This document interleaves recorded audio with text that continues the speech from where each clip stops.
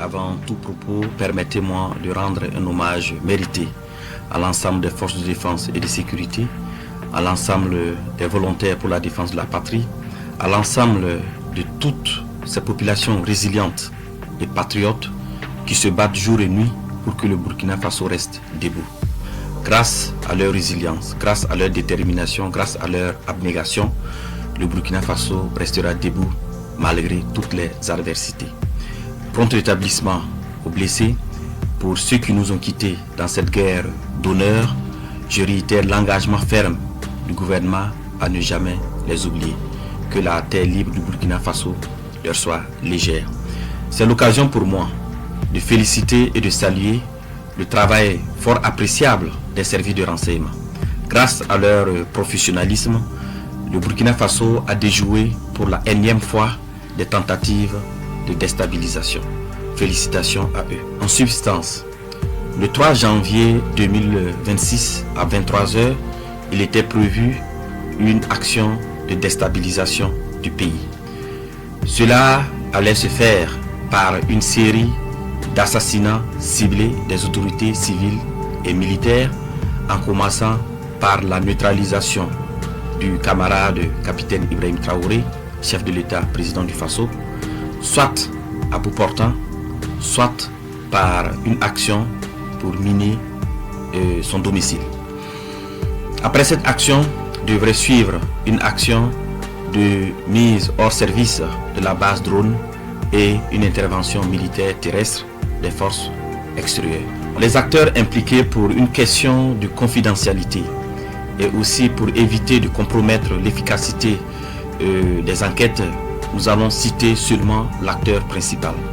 Il s'agit de l'ex-lieutenant-colonel Paul-Henri Sandaogo Damiba. Alors, il a eu pour mission clé de concevoir et de planifier les actions, de rechercher et de mobiliser les fonds, de recruter des populations civiles et des militaires. Les militaires avaient pour mission de coopter d'autres militaires, de mettre en place des groupes d'action avec des missions bien déterminées. Et les civils devraient mobiliser des populations, leurs adeptes, pour que après l'action militaire, ils puissent mobiliser leurs adeptes pour pouvoir soutenir l'action militaire. Ce qui est important aussi d'apporter comme élément d'information auprès des populations, c'est les sources de financement. Il s'est de souligner qu'une bonne partie du financement provient de la Côte d'Ivoire, dont la dernière opération s'élève à 70 millions. Alors, je tiens aussi à souligner que les interpellations se poursuivent, ainsi que le démantèlement des réseaux. En tout état de cause, et pour prendre l'opinion nationale à témoin, nous mettrons à la disposition des médias des vidéos d'aveux issus des auditions de quelques acteurs clés.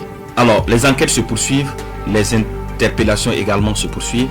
Alors, toutes les personnes impliquées dans cette affaire seront présentées devant le procureur du Faso et toute la rigueur de la loi s'appliquera à eux. À l'endroit des Burkinabés, je tiens à rassurer les populations que la situation est sous contrôle. Je les invite à rester sereines. Aussi, je tiens à saluer l'esprit d'abnégation, l'esprit de patriotisme des populations et particulièrement de la veille citoyenne. Cette énième mobilisation des populations pour protéger leur leader, le camarade capitaine Ibrahim Traoré, témoin de leur détermination à soutenir la marche irréversible de la libération du Burkina Faso des chaînes de l'impérialisme. Je lance aussi un message d'unité nationale, de cohésion sociale et d'appel à vigilance accrue aux populations pour renforcer la veille stratégique de lutte contre l'impérialisme.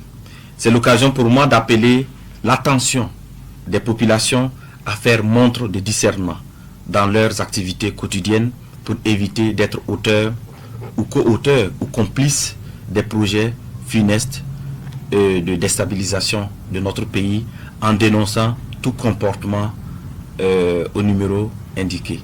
Alors, je souligne cela parce que dans les investigations, de nombreux citoyens civils ont été également interpellés parce qu'ils ont été utilisés naïvement pour faire des courses ou pour transmettre des commissions par-ci, par-là. Et donc c'est pour cela que je tiens réellement à ce que les populations soient vigilantes, à ce que les populations fassent montre de discernement dans leurs activités quotidiennes.